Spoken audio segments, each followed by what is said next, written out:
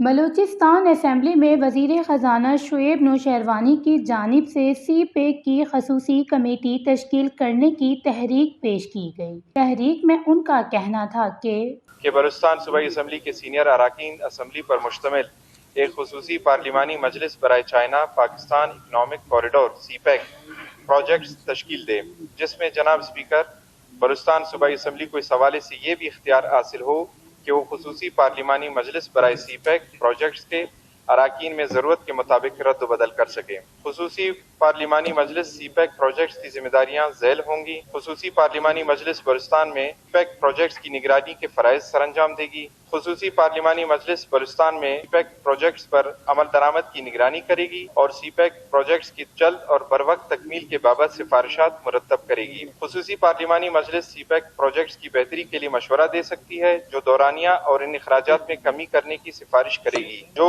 عوام کو بہتر خدمات کی فراہمی کا سبب بن سکے۔ خصوصی پارلیمانی مجلس بلوچستان میں سی پیک پروجیکٹس کے حوالے سے اتفاق رائے بڑھانے کی کوشش کرے گی۔ خصوصی پارلیمانی مجلس بلوچستان میں سی پیک پروجیکٹس کے حوالے سے اپنی رپورٹ اسمبلی کے سامنے پیش کرے گی۔ اس کے علاوہ پارلیمانی مجلس کو صوبے کے بہتر مفاد میں کوئی بھی اور ذمہ داری سونپی جاتی ہے تو اس پر جناب اسپیکر مشاورت سے اراکین اسمبلی پر مشتمل ایک اور کاکس کی تشکیل بھی کر سکیں گے۔ سی پیک کی تحریک کے ایجنڈے میں موجود نہ ہونے کے حوالے سے اسمبلی میں موجود اراکین نے اعتراضات اٹھائے۔ یہ کوئی ایجنڈا ہے، یہ کہاں سے پیش ہوئی ہے، ہمیں تو کچھ اس کا پتہ ہی نہیں۔ ٹیبل ہی نہیں کیا ہے تو پھر پیش کیسے کر سکتے؟ ہم ایسے بیٹھے ہوئے گورے کاغذ کی طرح۔ جس پر وزیر اعلیٰ نے اسمبلی میں وضاحت دیتے ہوئے بتایا کہ یہاں تک اپوزیشن کی بات ہے، یہ بات درست ہے کیونکہ آج لاسٹ سیشن تھا تو ہمیں سیکرٹری کو یہ تقسیم کر دینا چاہیے تھا۔ مقصد کیا ہے؟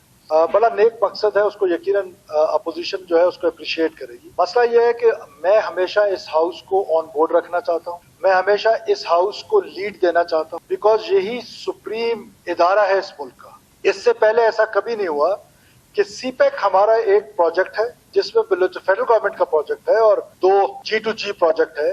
اس میں سب سے امپورٹنٹ رول بلوچستان کا ہے اور بلوچستان کے رہنے والے لوگوں کا ہے۔ اب بلوچستان کے لوگ یہ سمجھتے ہیں کہ سی پیک سے جو ان کو مفاد ملنا تھا وہ محروم رہ گئے، اور سی پیک کے جو پروجیکٹس آئے ہیں وہ زیادہ تر آپ کو باقی پاکستان میں نظر آئیں گے، لیکن بلوچستان میں جو ان کا امپیکٹ ہے ایک عام بلوچستانی کے لیے وہ کم ہے۔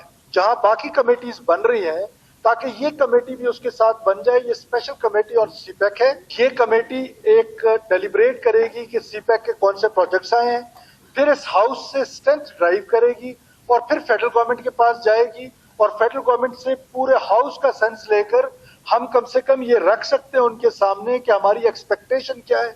اب سی پیک سیکنڈ فیز میں جا رہا ہے۔ آپ کو پتا ہے کہ 2 دن پہلے سی پیک کی جو میٹنگ ہوئی ہے JCC کی، اس میں سی پیک کا سیکنڈ فیز اپروو ہوا ہے جس میں انڈسٹریلائزیشن ہو رہی ہے۔ جب انڈسٹریلائزیشن ہو رہی ہے تو بلوچستان کا شیئر کیا ہوگا اس میں؟ میں چاہتا ہوں کہ یہ پارلیمنٹ لیڈ لے، ہر اس ایشو پہ لیڈ لے جس کا بلوچستان کے عام بلوچستانیوں سے تعلق ہو، اور بالخصوص جو ہماری اپوزیشن ہے وہ لیفٹ آؤٹ فیل نہ کرے۔ اور یہ اتنا امپورٹنٹ کمیٹی ہوگی کہ یہ کمیٹی اگر آپ اس کے TORs دیکھ لیں، وہ کمیٹی جو ہے اس میں اپوزیشن کی نمائندگی بھی ہوگی، حکومت کی ہوگی۔